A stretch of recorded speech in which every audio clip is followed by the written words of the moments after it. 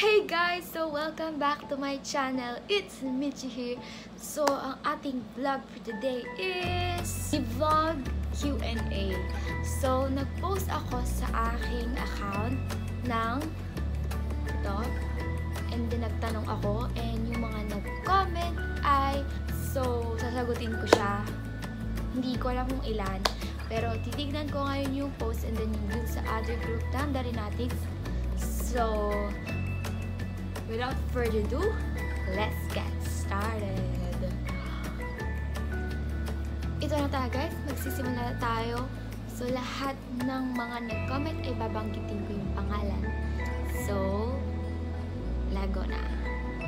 So, ang una, andito kasi yung laptop ko kaya pag titingin ako sa laptop ko. So, pasensya na. So, ang una nating commentor, si Presi Mahinay. So, by the way guys, itong mga questions na to ay sasagutin ko ng impromptu. Hindi ko siya nabasa actually lahat. Pero nag-react ako ng love sa mga comments. Pero itong unang ay yung comments dun sa Darinatics group. Yeah. So, una, kay Presi Mahinay. Ang sabi niya, kasi papap in natin yung question dito. Ang sabi niya ay, nasasaktan ka ba kung may mangbash kay Baby Darin? Pa-shout out na rin, sabi niya.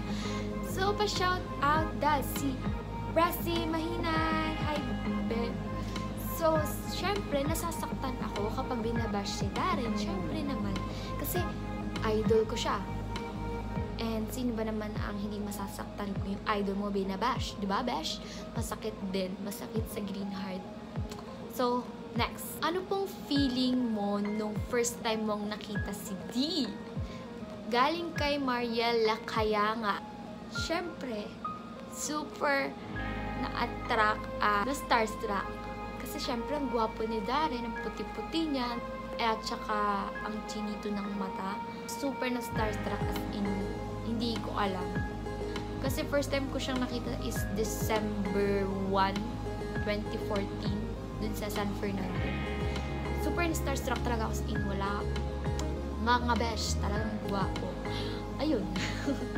Na, Katrina Juplio Francisco. Nahawakan mo na po ba kamay ni Darin Espanto? Oo naman. Siyempre, maraming beses na. Yung pinakauna nun ay yung Baguio. Yung concert niya nun. Naka-mosh pit ako. And then, nasa harap lang ako ng stage. So, ayun lang yung stage. Tapos, tingala lang ako sa kanyang ganyan. As in, kapag hinabot niya kami, syempre, abot besh. Syempre, pagkakataon na yun. So, super, ang lambot ng kamay ni Bebe Darin. As in, parang best ko na nahawakan yung kamay niya. Tapos, nag-shake hands kami nung meet and mag-insert ako ng picture dito. So, ayun. Nahawakan ko na. Maraming beses na. Next question is from Joshua Carbunco. Why Darin is our idol? Darin is our idol kasi syempre, siya ay napaka-humble, napaka-magalang niya sa kanyang magulang, at saka napaka-down-to-earth niyang bata. Marunong siyang mag-appreciate yung mga natatanggap niya galing sa fans niya. Marunong siya lumingon sa pinanggalingan. From Eliori Lumundang, sabi niya ay, Ate Michelle, anong feeling kapag nakakausap mo si Darin? Ganda mo ate. Ayun yung comment niya. Ganda mo ate. Ay, maganda po ako. Charot.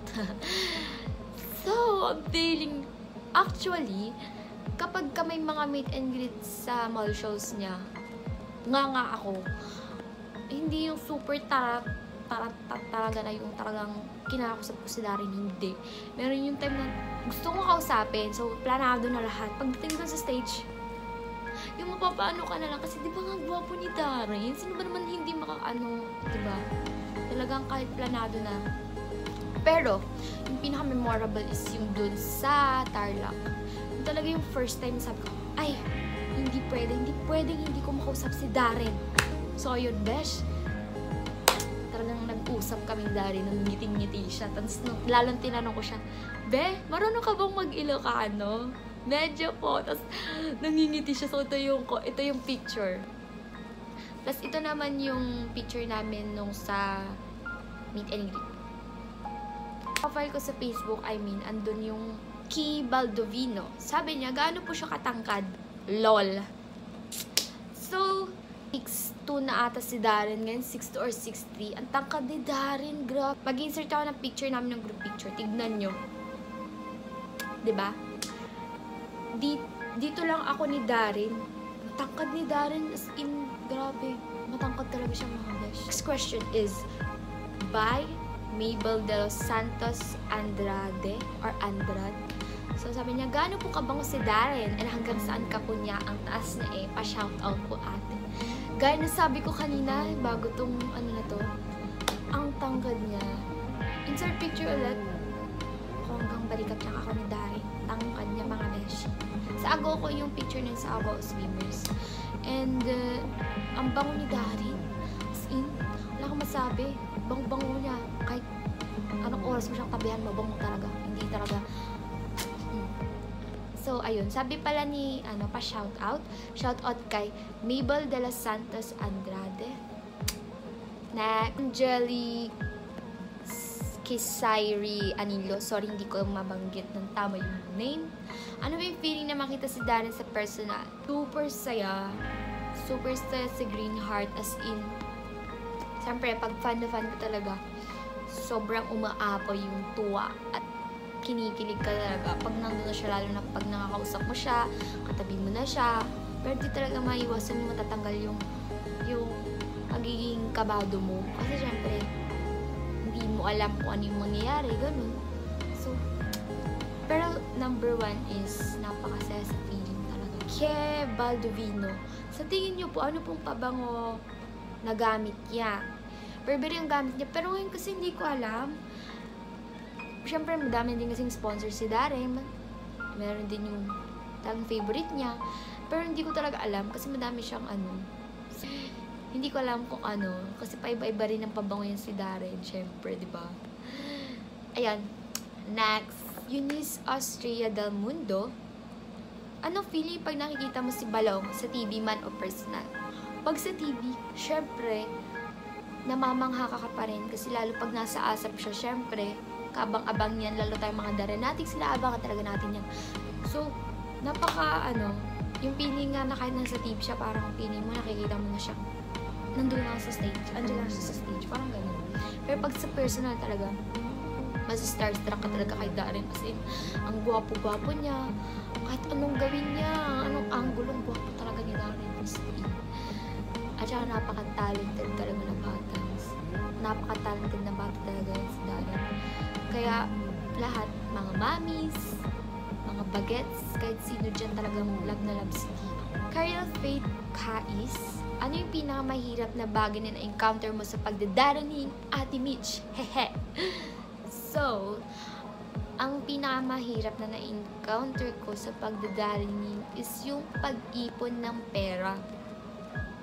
Pero kasi depende yun sa sitwasyon. Kunwari, pagpasukan siya, and then may event siya na pwedeng malapit na pwede kong puntahan. May malapit na pwede kong puntahan. So, syempre, pag wala akong kapera-pera nun, or meron naman, pero, syempre, kailangan kong gawan ng paraan. Pero yung talaga nakakaano ako, pag may baon kasi ako, niipon ko talaga siya as in. Kasi alam na alam ko may darating na event, ganyan. Tapos, kapag naman bakasyon siya, napakalaking posible talaga na makapunta ako kasi kapag bakasyon, nagbebenta ako dito sa amin ng halo-halo, ganyan, shake, ganyan. So, yun, nakakatulong siya para makapunta ako dun sa event. Yung isa sa pinakamahirap. Yung transportation naman kasi, sanay naman na akong bumiyahe. Kaya, okay lang. Pero yung talaga pinakamahirap sa pagdadaring is yung pag-ipera. Next, so pupunta naman tayo ngayon sa Facebook account ko kasi katatapos ko lang yung mga questions na galing sa Darrenatics group. Pupunta naman tayo sa account ko. Andito na tayo sa post ko sa account ko, so magbabasa na tayo ng mga questions.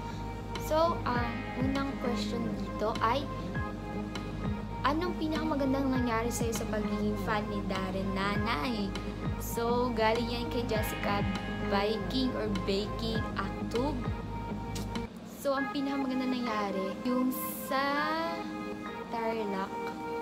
Kasi talagang nakausap ko siya doon and na-achieve ko yung goal ko na makausap si Darren ng hindi talaga umaatras. Kasi actually kapag may mga meet and greet ganyan, kinakabahan ako kay Darren. Starstruck na lang ako sa kanya at hindi na makapagsalita. Pero yun talaga yung isa. Tsaka napakasaya ko kasi nakapunta ko dun sa Tarlac kasi yun yung pinaka super duper whooper lahat ng whooper na the best meet and greet. Hindi siya meet and dim. Naging talagang meet and greet talaga siya na talagang todo-todo.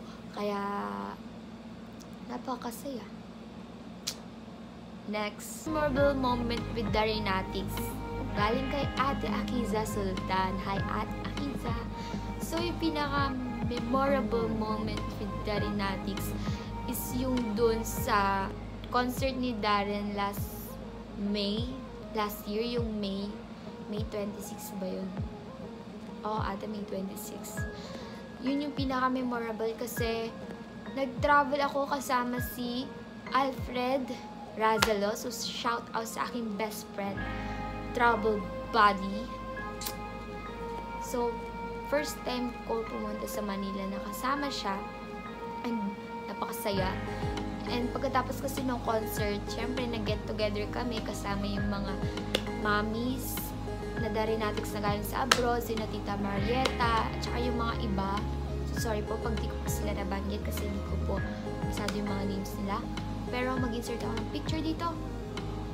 So, ang saya nun, kahit na hindi super duper na na naka-usap silang lahat. Pero, ang saya kasi, ayun nga, nagka-get together kami, kumain kami, busog na busog talaga kami, at umuwi kami masaya ni Alfred. Baon namin yung memory na yun. And hopefully, this May ay may concert ulit si Darren at makakapunta tayo. Kaso meron siya ngayon sa March 30. So, March 28, birthday ko yun. And March 30, may concert si Darren. Hindi ko lang kung makakapunta ako. Gusto ko, pero let's see kung makakapag-ipon. Kasi madaming gastusan ngayon. Lalo is graduating ako. So, ayun. Dami kong sabi, Ate Aki, sorry. Next. Ilang beses mo na pong nakita si Darren at ano yung feeling? So, nakita ko na si Darren ng 14 times. Yung feeling, syempre masaya. Laging masaya talaga. At saka, iniisip mo na sana may mangyaring maganda, makapagpa-picture, makapag-moment ka. Yun talaga yung number 1 na goals natin na fangirls. Kaya, ayun. Yung feeling talaga, hindi mo matatanggal yung happiness. Next, Last Convo with Tea by Myla Joy Valdez Acosta. Last time kasi na nakita natin si Dar sa Bangar, yung fiesta. So, I can count that kasi wala kami convo. Pero dun sa sa Christmas party, meron sa Christmas party. Sabi ko, Darren, see you sa La Union ha, sabi ko. Kasi sa Bangar siya, no? Katapos nung January 2, nasa, December 29. January 2 yung ganap niya dito. Hometown namin. And, ayun. Sabi ko, Darren, see you sa La Union ha? Opo, see you soon po. Ay, sa Bangar po, sabi niya. Oo, sabi ko ganun sa amin. So, yung humini siya, nag-thank you siya. And, talagang ang saya kapag nakakausap mo si Darren, talagang ano ang pinaka nakakakilig na convo nyo ni Darren at kailan ito nangyayari. So, ang pinaka nakakakilig na nangyari ay syempre yung sa City Mall Tarlac. Yun yung pinaka ever the best talaga. As in, ang saya no, talagang hindi ko makakalimutan yung na yun. Meet and greet na yun. Talagang nakausap ko siya, tsaka tagal. Sabihin natin, 2 minutes lang siya, ganun, or 1 minute. Pero parang ang tagal. Kasi talagang nakausap ko talaga siya na asin. Sabi ko, next is, ano po yung pinamahirap na bagay na na-encounter mo sa pagdadaraning? Na-comment ko na to ate sa isa, Ate Mitch. Yeah. By Career Faith, guys. So, yung pinamahirap ay yung pag-ipon ng pera kasi nga hindi mo alam kung kailan yung time, kung kailan susulpot niya si Darren na malapit sa inyo, ganyan. Yun ang pinakamahirap. Pag wala kang pera. Kaya ako, lagi nila ako nagtatabi ng pera ko in case na meron siya, at least meron akong pagkukuhanan. Kasi hindi ako humihingi sa parents ko kapag nagdadarinig ako. Kasi galing talaga sa sarili kong ipon, yung baon ko. Well, actually, galing sa kanila. But I mean is, hindi ko siya ginagastos, sinipon ko siya. Kaya pag nagdadarinig ako, yun ang ginagamit. Paano mo nakilala si Darren? From Andrea B. De Luna.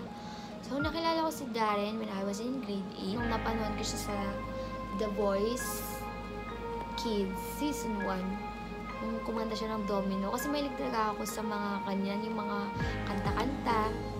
So, syempre, The Kids yun. At saka, nung kinanta niya yun, na-amaze talaga ako. Talagang, wow. As in, ang galing niya. Ang galing ng version niya ng Domino. Tapos ang taas ng boss niya pa nung bata pa siya. I mean, matas pa naman ngayon. Matas pa siya ngayon. Pero, nung bata talaga siya, as in, mapapawaw ko pag napanood mo talaga yung audition niya na yun. Talagang, it's so amazing. You know what I mean? Minsan ka na bang napagalitan sa parents mo dahil sa pagdadarinig mo? From Joanna Millet. Yes. Kasi meron yung mga times na puro pagdadaring ginagawa ko paminsan. Lalo pag susunod ang ganap. Yun. At saka kapag bigla na akong magpapaalam. Yung pinakabigla na akong nagpaalam is yung sa Urdaneta. Kunwari bukas yung event. Tapos ngayon yung ayun, napagalitan ako. Hindi actually napagalitan ano. Pero parang inana lang nila dapat magpaalam mas maaga, ganun para ano. Pero okay lang naman sa kanila na nagdadarinig ako. Hindi naman nila kasi pinapuna na in todo na galit talaga. Parang nagsasabi lang ganun. Favorite mo show that you attended and why? From Jonah May Karik. So, pinaka-favorite ko talaga is yung sa Tarlac. Ilang beses ko na sinagot to kasi kaya nakakusap ko siya and may selfie, meron yung pipicture ka ni Ate Jackie, as in. And thank you talaga kay Ate Jackie kasi hindi siya naging strict sa meet and greet na talagang as in, mafe-feel mo yung meet and greet talaga. Kasi sa Pampanga maganda rin yun. Pero hindi ka pwede mag-selfie ganun. Mga siguro 1 minute lang talaga siya. Tapos yung sa Pangasinan, ganun din. Pero yung dun talaga sa Tarlac talagang iba. Yung sa Urdaneta talagang pagpasok mo sa picture, labas. Wala na.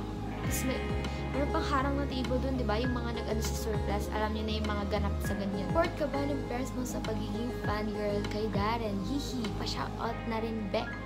Shoutout kay Alessandra Nika Sullivan. Hi, Be.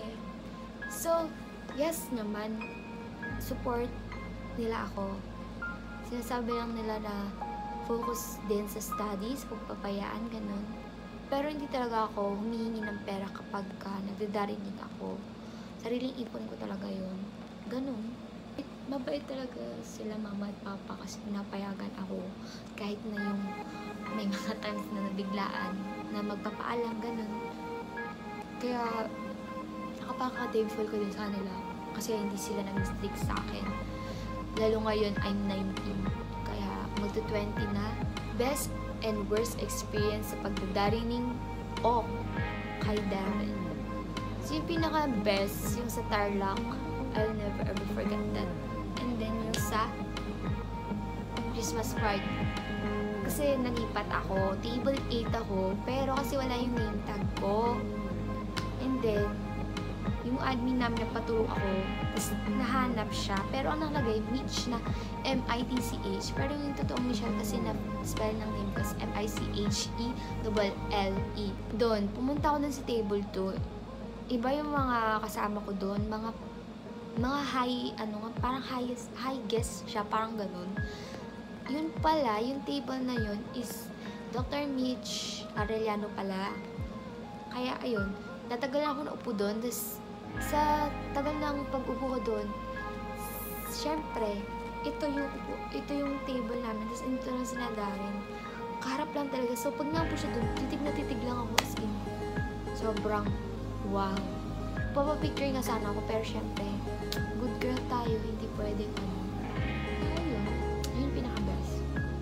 And the worst experience is, basta, yung worst experience hindi ko siya pwedeng i-reveal. Napaka-ano kasi. Basta private. Basta mayroong worst experience sa pagdadarinig, pero ayoko siyang ilabas. So, next card. Galing kina Pressy Mahinay at Celine Valdez. Nung una mo nakilala or nakita si Darren, anong reaction mo? Number 1 is na starstruck talaga kasi napakagwapong bata. Tsaka yung una ko siya nakita is nabali yung kamay niya. Dito ata, right side ata yun. Right side ata. So, I insert picture here. So, ay nakaka-amaze talaga pag nakikita mo si Darren in person. Talagang papawaw ka.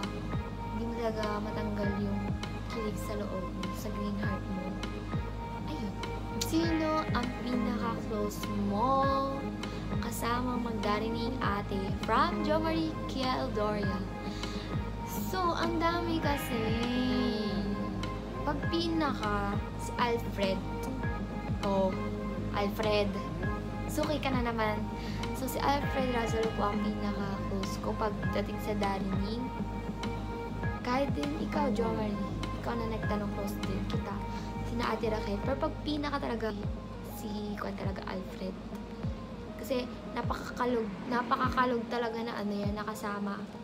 As in, makita niyo sa mga vlogs ko talagang suking-suki yan. Kaya sasaya, hindi matatanggal yung tawa pag ngiti mo, pag kasama mo yung tao na yun. Kaya, buti na lang nakasama ko siya sa concert ni Darren nung May. At saka hindi ako na-board. Kasi tawa lang akong tao pag kasama ko siya. So, ayun. Pero syempre, post ko rin ikaw, Jo Marie, sina Ate Raquel, sina Kuya Ron, sina Ate Pao. Ayan, nakailan ka ng meet kay Darren ate. Pa-shout out naman. Shout out kay Chabelita Molano Semasio. Hi, be. So, 14 times ko na siya nakita. Ayun. Next. Anong feeling ng kainin yung pansit canton na may sabaw ate? Itong question na to kasi, nangyari siya nung January 2. So, ayan. Nagugutom kasi kami. Daw, hininday namin si Darren na mag-group picture sana kami sa siblings resort. Pumunta kami sa store. Magsasabaw sana ako, kaso bumili ako ng canton na cup noodles. Tapos, ayan. Nilagay ko na yung sauce. Nilagay ko ng sauce, ganyan-ganyan. Pagkatapos nun, syempre, binibisa namin kasi na Ate Jackie, sina Kuya Bouncer, sa Kuya Driver. Malis sila, hindi ko lang po saan sila pumunta. Kaya binibisa namin. Syempre, gusto namin, nandun na kami pagdating nila Ate Jackie. Pero nandun sina Darren sa, sa siblings. Tapos, ayun, andyan na yung, yung mga sauce, yung mga seasoning niya. Dala kami ni Ate Pao. Katapos niyan, si Kuya Ron, yung admin namin, si Kuya Ron Aquino, sabi niya, ba't yun nilagay yung sauce? Eh, di ba pansit canton yan? Eh, di ba nga yung pansit canton, kailangan mo muna lutuin. Eh, syempre, cup noodles. Kailangan mo lutuin muna bake noodles bago mo lang yung seasoning. Syempre, nagdidrain pa. Tapos, ayun, grabe. Asyo nga. Napakasyo ako talaga nun. Ayun. Wala. No choice. Andun na siya eh. So, ang ginawa na lang, syempre, nagpakulo kasi ng tubig. Hinintay pa namin. So, nilagay na lang. Tapos, ang dami pang nilagay sa akin. Ang saklap nun. Kaya, ayun. Nakakainis. Naging soup na siya. Pero, terribles lang naman. Masarap naman siya, Jo Marie, kahit pa paano. Huwag kang mag-alala. Masarap naman siya. Juicy. Sumobra lang yung juicy. Okay, ayun. Next. Anong kinakatakutan mo as a fan? By Lynn Mendoza Espanto. Yung kapag manda tayo at si Darren mag-leave na siya sa industriya, ganun, magpahinga, ganun. Kasi syempre, mabes lang ang taon, hindi natin namamalayan, matanda na tayong lahat, matanda na si Bebe. Yun yung inaano ko, yung mamimiss ko syempre. The most unforgettable moment with Darren and as Darrenatic. So, kuya, yung by Kuya Dustin Dave Alzaga, Hi Kuya Dusty. Most unforgettable ko talaga is yung sa Tarlac. Number 1 talaga yun.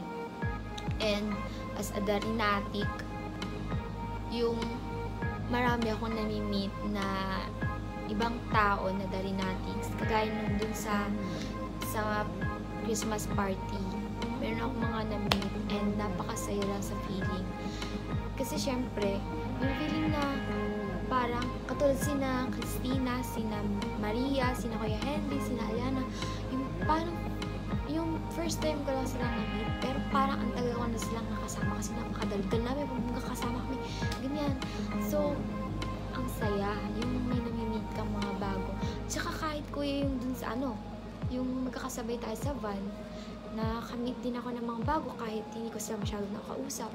Pero ang saya kasi nga, dahil sa pagiging Darinatics, marami kang nagiging kaibigan, marami kang tinuturing na parang mga kapatid, ganyan.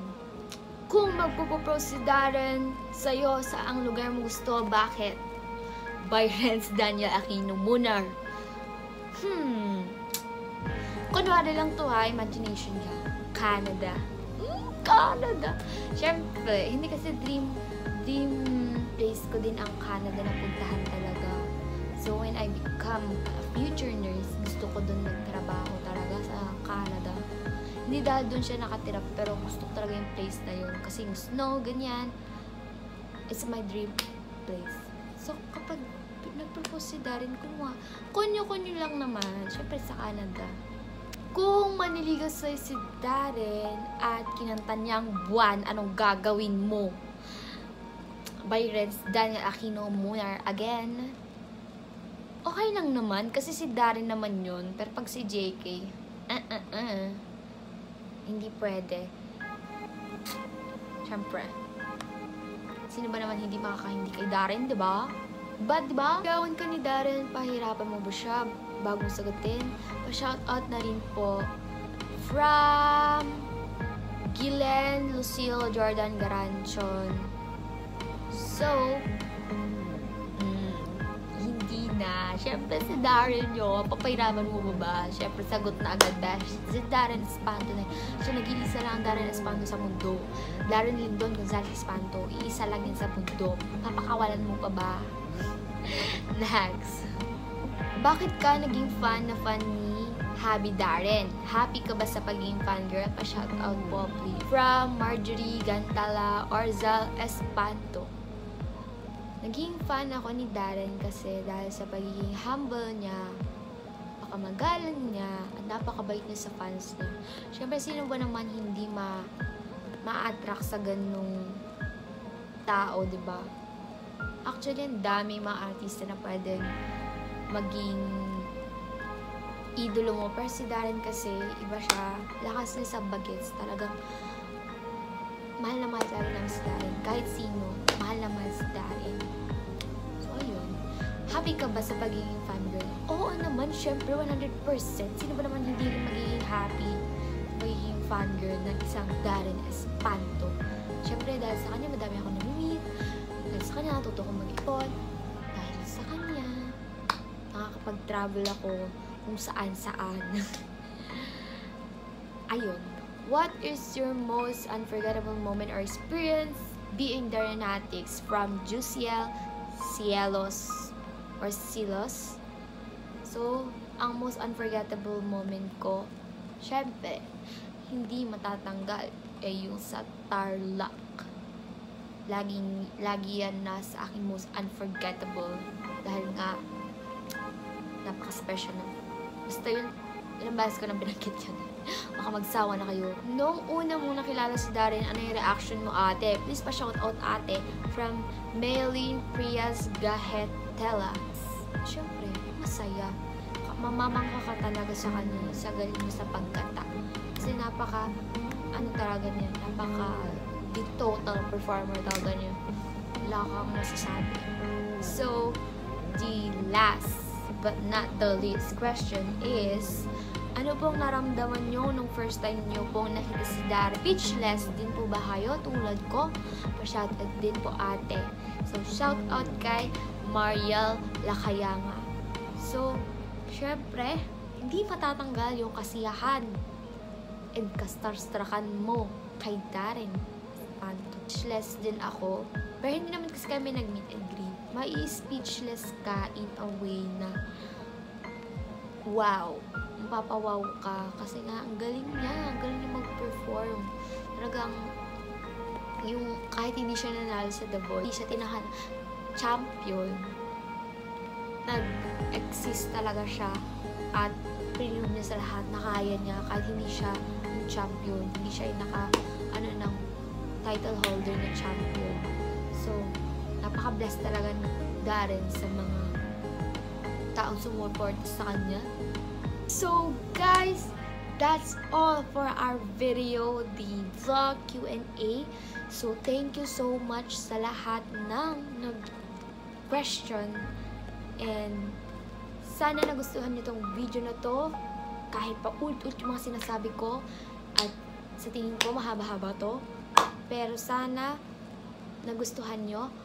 And please do like, subscribe, comment down below, and click that notification button to be updated whenever I post a new video. And share nyo na tong video na to para mapanood ng mga Darinatics and magparami ang ating subscribers. So, happy 500 subs sa aking channel. So, 500 subs na siya ngayon. And I'm so happy and thankful sa mga nanonood at patuloy na susuporta sa aking channel. So, bye! Until my next video. Peace!